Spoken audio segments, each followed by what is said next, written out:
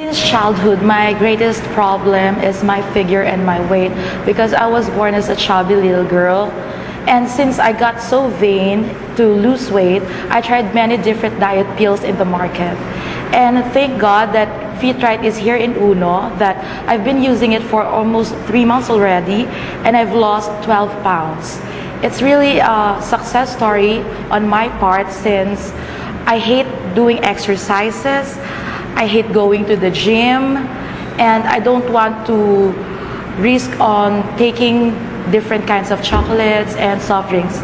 I'm proud to say that I'm still taking chocolates, soft drinks. I just don't take rice anymore. But still, I'm losing weight.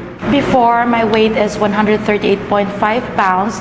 But after using it for almost 3 months already, my weight is now 126.5 pounds. I've tried different diet pills already from the market, either from the Philippines or abroad. But only Fit-Right makes me look smaller, slimmer, and it really feels good. Mula ng pagkabata, talagang pinanganak na ako talagang mataba. Tukso nga sa akin ng iba, talagang baboy kung tawagin ako.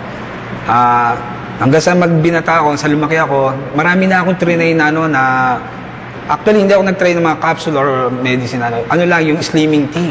Kaya lang, ang naging problema lang sa akin noon is yung nag-LBM talaga ako, which is hindi naman pwede sa trabaho ko, sa work ko. Ngayon, nawala na ako ng gana dyan sa mga slimming na yan.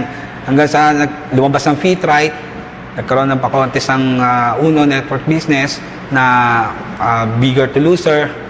Sabi ko, wala naman siguro mawala sa akin kung mag-try ako. Then, nag-try ako ng Fit-Right. Nang matry ko yung Fit-Right, nakita ko yung kaibahan sa pangatawang ko. Kasi dati, nag-gym nga ako dati. Kaya lang, pag napagod naman ako, talagang takaw na takaw ako sa pagkain. Talagang wala ako inuurungan sa pagkain. Talagang sasabihin natin, masiba talaga ako kumain. Kaya lang, nung matry ko yung Fit-Right, sabi ko, sasamantalayin ko na to. Total, may contest din. Tatry ko kung makakatulong di sa akin to.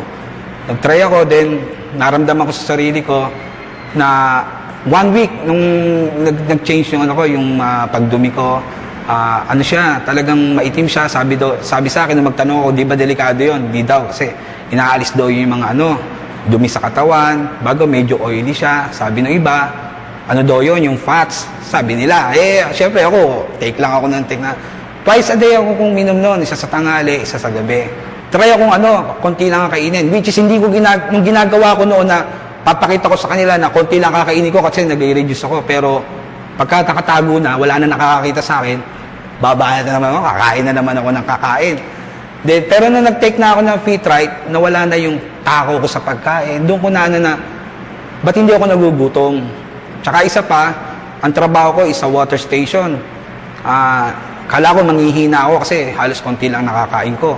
Pero nakakapagbigay pala siya ng talagang extra lakas sa pangangatawan natin. Energetic pa rin ako, hindi nawawala. Tsaka yun nga, medyo nagiging pawisin ako noon nung nagtitake ako ng Fit-Right. Dati, tumitimbang kasi ako dati is 233 pounds.